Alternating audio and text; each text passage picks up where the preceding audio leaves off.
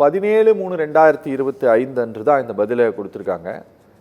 இது ஏற்கனவே சொல்லப்பட்ட பதில் தானா சார்? இது ஏற்கனவே வெளியில் தெரிந்த விஷயம் தானா, இல்லை அதில் ஏதாவது கூடுதலான விஷயங்களை ஃபினான்ஸ் மினிஸ்ட்ரி பதிலாக கொடுத்துருக்குங்களா சார்?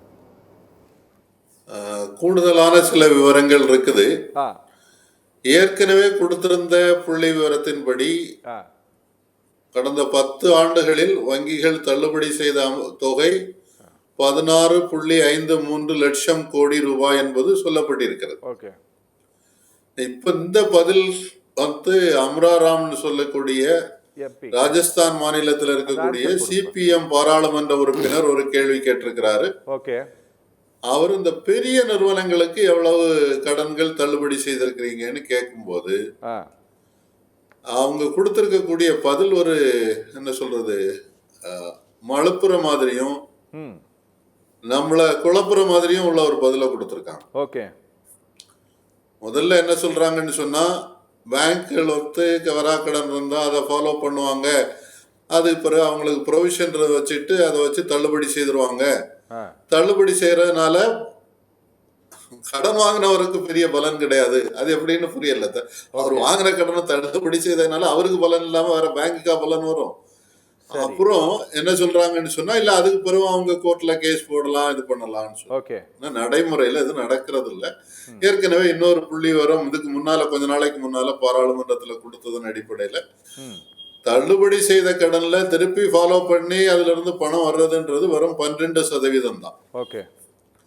ரெண்டாவது இவங்க என்ன சொல்றாங்கன்னு சொன்னா, 2023-24 1000 கோடிக்கு மேல் கடன் கொடுத்த 29 கடனாளிகளுக்கு 61,000 சம்திங் கோடி வந்து தள்ளுபடி செய்திருக்கிறோம்னு சொல்றாங்க.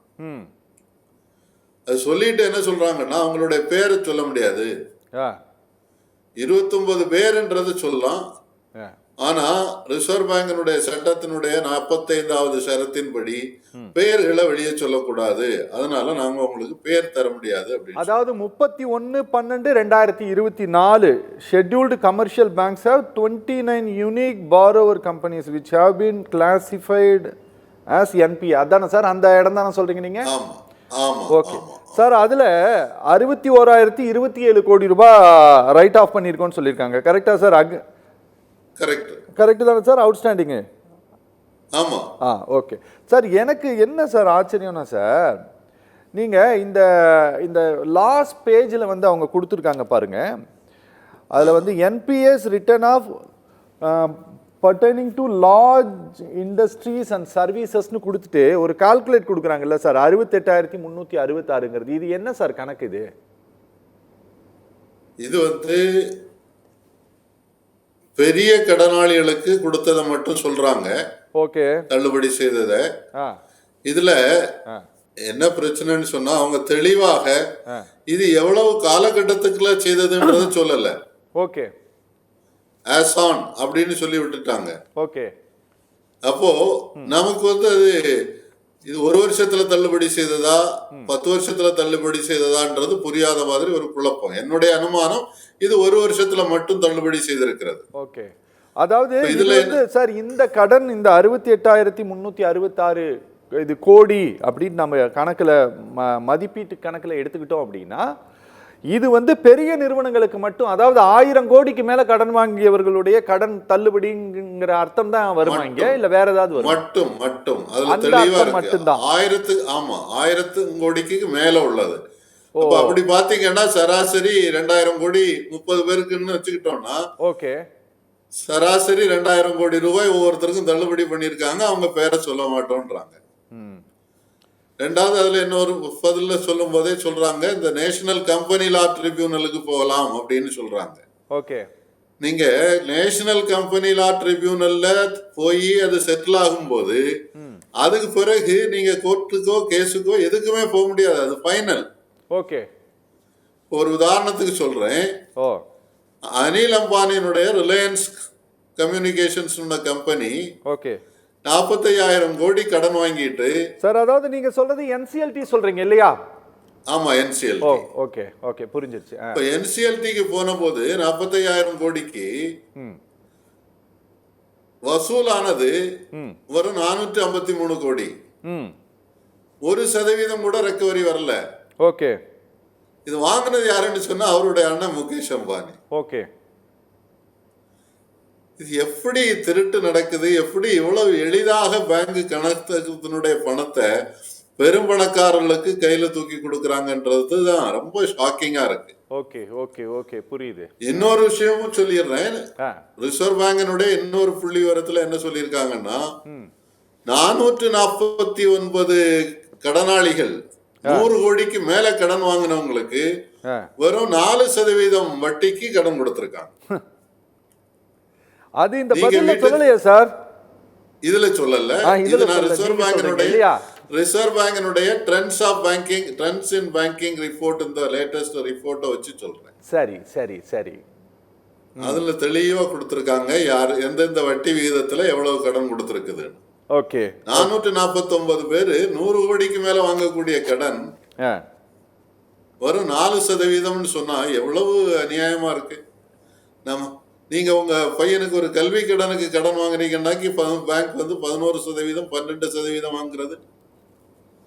நீங்க 4% கடன் கொடுத்து அதையும் அவன் திருப்பி கட்டல, அதையும் தள்ளுபடி பண்றீங்களே, எவ்வளவு பெரிய மோசடி நடக்குது சார். அதாவது நீங்க சொன்னீங்க 16,53,000 கோடி ரூபாய் அளவிற்கு வாராக்கடன்கள் அப்படிங்கிறது வங்கிகளுடைய கடன் கணக்கிலிருந்து இவங்க சொல்றத போல தள்ளுபடின்ட்டு இதை சொல்லக்கூடாதுன்னு சொல்றதுனால நம்மளும் அப்படியே சொல்லுவோம். இந்த கடன் இவ்வளோ கொடுத்துருக்கோம் அப்படிங்கிற கணக்கில் இருந்து இந்த 16 லட்சம் கோடி ரூபாயை கணக்கு தள்ளி வச்சுட்டாங்க. புரியுதுங்களா சார்? இப்போ இருக்கிறது ஃப்ரெஷ் கணக்கு. ஆமா. இப்போ வந்து இந்த 16 லட்சம் கோடி ரூபாயில இவங்க எவ்வளோ ரெக்கவரி பண்றாங்க அப்படின்னா நீங்க வெறும் 12% தான் நீங்க சொல்றீங்க. வெறும் 12% அப்படின்னா இவங்க இதுவரை வாங்கியிருக்கிறது கிட்டத்தட்ட ஒரு 1.5 லட்சம் கோடி தான் இவங்களால ரெக்கவரே பண்ண முடிஞ்சிருக்குது. அப்படிதானே sir? Correct. Okay okay okay sir. இப்போ நான் இந்த நகைக்கடனுக்கு அப்படியே கொஞ்சம் ஷிஃப்ட் ஆகி கொஞ்சம் வாங்க சார். நகைக்கடன்ல இப்போ வழக்கமாக எப்படி இருந்ததுன்னா சார், கடைசி நேரத்துலலாம் போனோம்னா கூட நம்ம இன்ட்ரெஸ்ட்டை கட்டி வச்சுட்டு ஒருவேளை அந்த பீரியட் முடிஞ்சதுன்னா கூட நாம் வந்து நகை வந்து திருப்பி வைக்க முடியும். இப்போ இவங்க இந்த விதிகளில் இப்படி மாற்றம் செஞ்சதுக்கு என்ன காரணம் சார்? இந்த மாதிரியான ரெப்ரசன்டேஷன் எல்லாம் ரிசர்வ் பேங்க் ஆஃப் இந்தியாவுக்கு யார் கொடுப்பாங்க சார்? இப்படி நீங்க இந்த ரூல்ல நீங்க சேஞ்ச் பண்ணணும் அப்படிங்கறதெல்லாம் எனக்கு புரிதல்ல. இது வந்து நிச்சயமாக இந்த வங்கிகள் அல்லாத நிதி நிறுவனங்கள்னு சொல்றோம் இல்லையா? ஆமா சார். இப்போ தமிழ்நாட்டில் பார்த்தீங்கன்னாக்கி கேரளாவில இருந்து வந்திருக்கக்கூடிய முத்தூட் ஃபைனான்ஸ், இங்கே இருக்கக்கூடிய சோழமண்டலம் ஃபைனான்ஸ், மலப்புரம் ஃபைனான்ஸ், இவங்கெல்லாம் தான் நிறைய நகை கடன் கொடுக்கக்கூடியவங்க. ஓகே. பேங்குகள் அவங்களுக்கு போட்டியாக இருக்கு. ஓகே. இப்போ இந்த விதிமுறைகள்ல இவங்க என்ன சொல்லியிருக்காங்க, பேங்க் வந்து பிசினஸ் கரஸ்பாண்டன்ட்டை பயன்படுத்தி கடன் கொடுக்குது, அது தப்பு. 19 லட்சம் பிசினஸ் கரஸ்பாண்டன்ட்டை அலோ பண்ணது யாரு? இதே ரிசர்வ் பேங்கினுடைய பர்மிஷனோட தான் அவங்க எல்லாம் அப்பாயிண்ட் ஆயிருக்காங்க. சரி. அவங்க வந்து நேஷனல் பிசினஸ் கரஸ்பாண்டன்ட்னு சொல்லி 392 அமைப்புகள் இருக்கு, அவங்களுக்கு கீழே ஒர்க் பண்ணிட்டு இருக்காங்க. அதை ரிசர்வ் பேங்க் அனுமதிச்சதுனால தான் அவங்க மூலமாக பேங்க் வந்து கடனுக்கு சரிப்பா நகை கடன் வேணுமா நீ கூட்டிட்டு வா கொடுக்குறேன் அப்படின்னு சொல்லி. ரெண்டாவது அவங்க என்ன சொல்றாங்கன்னாக்கி பல நேரத்தில் பாரோயர் கடன் வாங்கக்கூடியவர் அங்க வர்றதே இல்லை, அது அவங்களுக்குள்ள உள்ள ஒரு அட்ஜஸ்ட்மெண்ட். ஓகே. மணிக்கணக்கமா வந்து பேங்க்ல காத்து நிக்கிறதுக்கு பதிலாக நம்பிக்கையான அவனுடைய பிசினஸ் கரஸ்பாண்டா இருந்தான்னாக்கி சரிப்பா நீ வச்சு பணத்தை அக்கௌண்ட்ல போட்டுருன்னு சொல்லிட்டு கொடுத்துட்டு போவாங்க. சரி. மூணாவது என்ன சொல்றாங்கன்னு சொன்னா, நீங்க வந்து 1 வருஷத்துக்கு மேல அதை வச்சிருக்க கூடாது, கடனை வச்சிருக்க கூடாது, அதை புதுப்பிக்கிறதுக்கு நீங்க புதுசா பணம் கொண்டு வந்து போட்டு அந்த அக்கௌண்ட்டை க்ளோஸ் பண்ணணுமே தவிர, பொதுவா நாங்க என்ன செய்வோம்னு சொன்னா அதை புதுப்பிக்கிறதுன்னா எப்படி, வட்டியோட சேர்த்து அந்த பணம், இப்போ நீங்க ஒரு 10,000 ரூபாய்க்கு கடன் வாங்கியிருக்கிறீங்கன்னு வச்சுக்கிடுங்க, 1 வருஷத்துல அந்த நகையினுடைய மதிப்பு வந்து கூடிரும். ஏன்னா இப்ப கூடிட்டே தானே போகுது தங்க நகையினுடைய விலை. அப்போ அதுக்கு நாங்க வட்டியும் சேர்த்து போட்டு நீங்க 10,000 ரூபாய் வாங்கினதுக்கு இப்ப நீங்க 11,000 ரூபாய் வச்சுக்கிடுங்க. ஓகே. உங்களுக்கு காசு கிடைக்காது, ஆனா கடன் வந்து அப்படியே கண்டினியூ ஆயிட்டு இருக்கும், நகை பாதுகாப்பா இருக்கும். ஓகே. அதுவும் செய்யக்கூடாதுன்றாங்க. ஓகே. அது வந்து யாரை பாதிக்கும்னு சொன்னா, இந்த அந்த விதிமுறையில தெளிவா என்ன சொல்றாங்க, யாருக்கு இந்த விதிமுறைகள் பொருந்தும்ன்றதுல ரெகுலேட்டட் என்டைட்டிஸ்னு சொல்றாங்க. Okay sir. ஓகே. அந்த ரெகுலேட்டட் என்டைட்டிஸ்ல யாரெல்லாம் இருக்காங்கன்னு சொல்லியிருக்காங்கன்னு சொன்னா, வங்கிகள், small finance bank, micro finance, schedule commercial bank, small commercial bank. Okay. Okay. ஆனா அதுல வந்து ஆர்ஆர்பி கிடையாது, ரூரல் பேங்க் கிடையாது, கோஆபரேட்டிவ் பேங்க் கிடையாதுன்னு சொல்லியிருக்காங்க. ஓகே. ஓகே. அப்போ இந்த பேங்க்ல வாங்கி ஏற்கனவே 4 வருஷத்துக்கு முன்னால நிதியமைச்சர் நிர்மலா சீதாராமன் என்ன சொன்னாங்கன்னு சொன்னா, இந்த விவசாயத்துக்காக நகை கடன் வாங்குறவங்களுக்கு ஒரு 3% தள்ளுபடி இருந்தது சார். ஓகே. இன்ட்ரெஸ்ட் சப்வென்ஷன் சொல்லுவோம். நீங்க 11% கடன் வாங்குனீங்கன்னா அதுக்கு 3% கழிச்சிட்டு 8% பணம் கட்டினா போதும். சரி. அதையும் நிறுத்திட்டாங்க. அதுக்கு என்ன சொன்னாங்கன்னா, இதெல்லாம் உண்மையிலே விவசாயத்துக்கு போகல, அதனால அது கிடையாது அப்படின்ட்டாங்க. ஸோ இப்போ நீங்க சாதாரணமாவே 11%, 12% வட்டிக்கு இவங்க வாங்குறாங்க. அதே நேரத்தில் அவங்க போய் ஒரு வெளியில உள்ள பைனான்ஸ்ல, நான் சொன்ன பேர்களில் உள்ள முத்தூட்டு போல உள்ள பைனான்ஸ்ல வாங்கினா இதை விட பல மடங்கு கூடுதலாக வட்டி கொடுக்கணும். சரி. அதனாலதான் சாதாரண மக்கள் ரொம்ப எளிதாக, அதுவும் குறிப்பாக தென்னிந்தியாவில், வட இந்தியாவில் நகை கடன் கிடையாது சார். ஓகே.